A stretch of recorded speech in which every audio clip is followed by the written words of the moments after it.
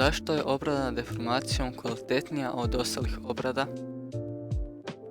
Kod takarenih i sličnih obrada odvajanjem čestica materijala nastaju mikropukotine i oštećenja kristala, a kod reljevanih predmeta postoji mogućnost prisutnosti mjehurića i nečistoća u strukturi.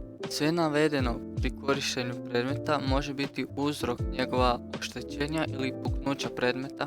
Obradom deformacijom najveća je gustoća vlaknaste strukture kristalnih nizova metala na mjestima najvećih naprezanja u predmetu, tako dobiveni predmeti podnose veća opterećenja. Hladne obrade deformacijom.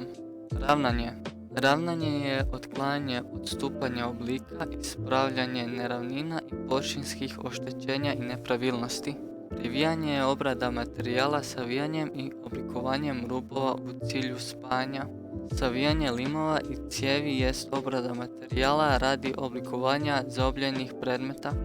Rotacijsko tlačno oblikovanje jest dobivanje zaobljenih, stožastih i pozudastih predmeta. Hladno vučenje žica i profila je stalac s posebno izrađenim rupama kroz koji provlačimo šipkaste predmete.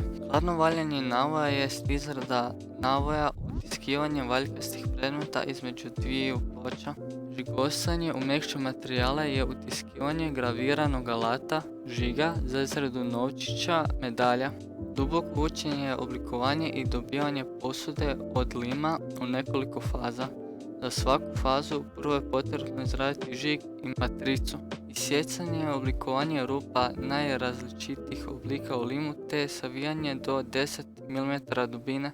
Sabijanje predmeta obrade izvodi se pritiskom ili udarcima, ali na čvrstoj tvrdoj podlozi. Tople obrade deformacijom. Ručno kovanje. Ručno kovanje izvodi se ručnim alatima za kovanje na nakovnju. Slobodno kovanje izvodi se strojnim čekićima i batovima te prešama, a obradak se pomeće ručno ili pomoću pomagala. Kovanje u kovnju izvodi se nekoliko faza, gdje se obradak prvo zagrijava i tada se u nekoliko koraka oblikuje predmet. Valjanje limova i ploča je zagrijavanje velike površine metala koje se provlače kroz različite valjaoničke stanove. Valjne cijevi su blokovi užarenih metala koje se provode kroz valjke i trnove. Kovačko zavarivanje su užarena dva predmeta koje se udarcima spajaju u nerazdvojiv spoj.